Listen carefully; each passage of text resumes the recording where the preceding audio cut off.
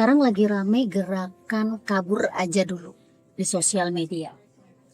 Ini kan kalau kita baca ya teman-teman, ini sebenarnya kan adalah bentuk ekspresi kekecewaan anak-anak muda di Indonesia karena melihat kondisi politik di Indonesia hari ini gitu ya, ketika demokrasi berbajak,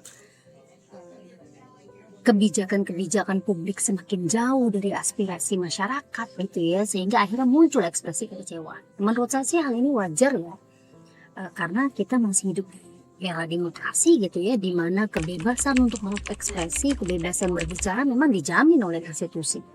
Tetapi ada hal yang sebenarnya menurut saya penting untuk kita perhatikan dari gerakan kabur aja dulu atau kabur dulu aja.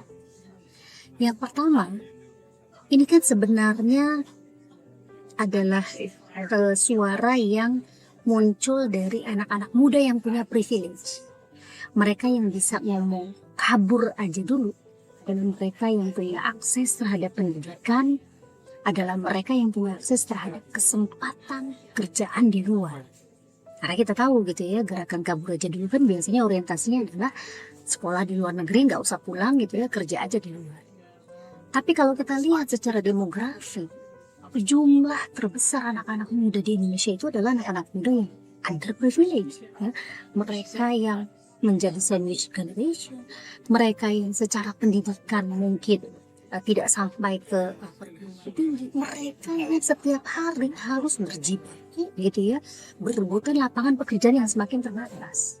Nah, anak-anak muda yang semacam ini mau kemana mereka? Mau kabur kemana gitu ya. Jadi menurut saya teman-teman, meskipun ya saya menghormati ekspresi kekecewaan yang disampaikan oleh orang-orang yang mendukung gerakan kabur aja dulu, ada hal yang lebih penting yang harus kita lakukan di dalam kondisi demokrasi kita hari ini. Kita lihat nih ya sejarah Indonesia zaman pergerakan gitu ya. Soekarno, Syahrir ya, dan anak-anak muda Indonesia pada saat itu adalah anak-anak Indonesia yang punya privilege. Mereka kuliah di luar negeri, mereka sekolah di luar negeri, tetapi mereka memanfaatkan kesempatan itu untuk membangun gerakan anak muda. Mereka kembali ke tanah air, mereka mewacanakan, mereka menggerakkan masyarakat. Mereka menjadi para pelopor kemerdekaan. Nah, ini yang sebenarnya saya harapkan gitu ya dari teman-teman anak muda yang sudah punya privilege, punya akses terhadap pendidikan, punya akses terhadap kesempatan kerja di luar negeri gitu ya. Harusnya energi yang teman-teman punya, kesempatan yang teman-teman punya, itu dimanfaatkan juga gitu untuk apa?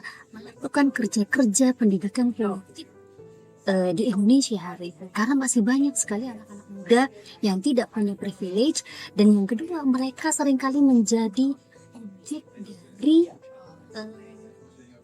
mobilisasi politik yang dilakukan oleh para politisi. Jadi yang lebih penting dari gerakan kabur aja dulu menurut saya, yang lebih penting adalah mari kita bersama-sama mencurahkan energi kita, menghimpun kekesalan kita menjadi sebuah energi besar untuk melakukan kerja-kerja politik pendidikan rakyat. Cerdaskan rakyat, ya, cerdaskan anak-anak muda. Kita jadikan diri kita sebagai demos yang punya fungsi utama mengawasi kekuasaan, menjadi pemilih yang cerdas, menjadi warga negara yang melek politik, sehingga apa? Kita bisa terus bersuara kritis, kita tetap bisa mengkritisi kekuasaan.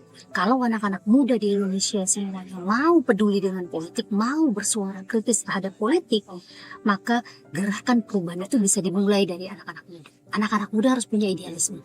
Jadi kalau gerakan kabur aja dulu itu adalah bentuk ekspresi kekecewaan, jangan sampai kemudian itu merambat menjadi bentuk pragmatisme anak-anak muda hari ini yang alih-alih mau membuat perubahan di Indonesia, mau mendorong perubahan di Indonesia, tapi lebih memilih kabur ke luar negeri karena frustasi di kondisi di Indonesia hari ini.